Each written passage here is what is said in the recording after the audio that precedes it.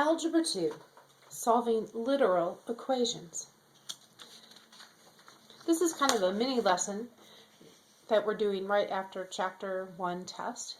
But our objective is that we will be able to solve what's called a literal equation for a specified variable. And our question that we're going to keep in mind today when we do this is, how do I use real-world formulas to find different variables? And our vocabulary is literal equations. And literal equations are equations with more than one variable, and they're often real-world formulas. I have some examples of these literal equations. My first one is the volume of a cylinder. Volume equals pi times the radius squared times the height. V, R, and H are my variables. Simple interest is interest equals principal times rate times time. When you convert from Fahrenheit to Celsius, and I'm only hoping I spelled that right, I have Celsius equals 9/5 the quantity Fahrenheit minus 32. One of my favorites is the ideal gas law. You're going to have that in chemistry. Pressure times volume equals the number of moles times the gas constant times temperature. And then everybody's favorite, Einstein's, is the theory of relativity, which is E equals mc squared. Energy equals mass times the speed of light squared. Each of those, well, speed of light is a constant, but energy and mass are variables. Okay. So let's look at some examples, what we're doing. For example, if I were going to say, I've got my ideal gas law, which is right up here, and I'm saying, wait a minute, what I really want to know is what the temperature is. Well, then, to do that, I'm going to have to solve for T. And I'm going to use the same things that if you remember, we are going to remember that you need to, whenever you do one thing to one side of the equation, do the other. And the other thing we need to remember is to solve for something means to isolate it. So I'm not really getting a number, but I'm going to get T by itself on one side of the equal sign. So to do that, I need to get rid of the N and the R. Both of those are being multiplied, so I'm going to divide by N and R so they cancel out. And whenever I do anything to one side, I have to do it to the other as well. That's our golden rule of algebra.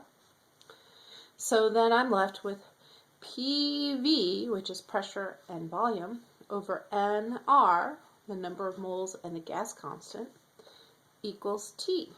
And I've done that.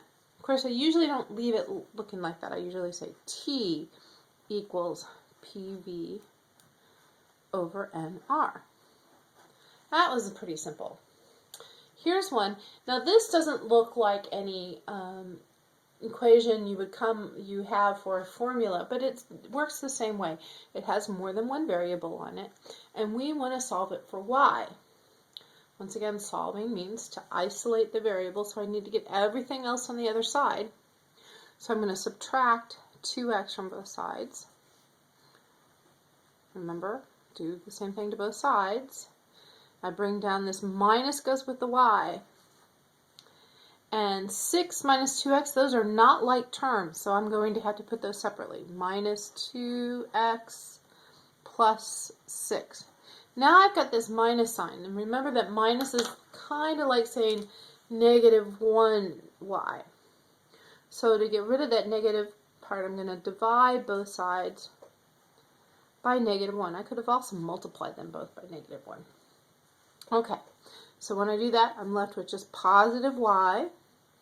And this dividing by negative 1 makes both of these go to their opposite. So that means that's 2x, and it is minus 6. It's kind of like the distributor property there.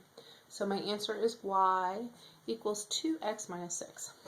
And I have now solved it for y. It's all isolated. Okay. Here's an example for you to try yourself. Changing the temperature formula from taking it from Fahrenheit to centigrade, I want to make centigrade to Fahrenheit. So go for it. Might be a good time to pause it and stop, because now I'm going to show you the answer. Now I did this one a little differently, just real quickly. I had this 5/9, and rather than using the distributive property to get rid of that, I just took the whole thing times 9/5 on both sides, which left it as 9/5 centigrade equals Fahrenheit minus 32. Add 32 to both sides, and there I have it. To get Fahrenheit, I take the centigrade temperature times 9/5 and add 32. Okay, well, we will have some practice of this in class next time, so see you there.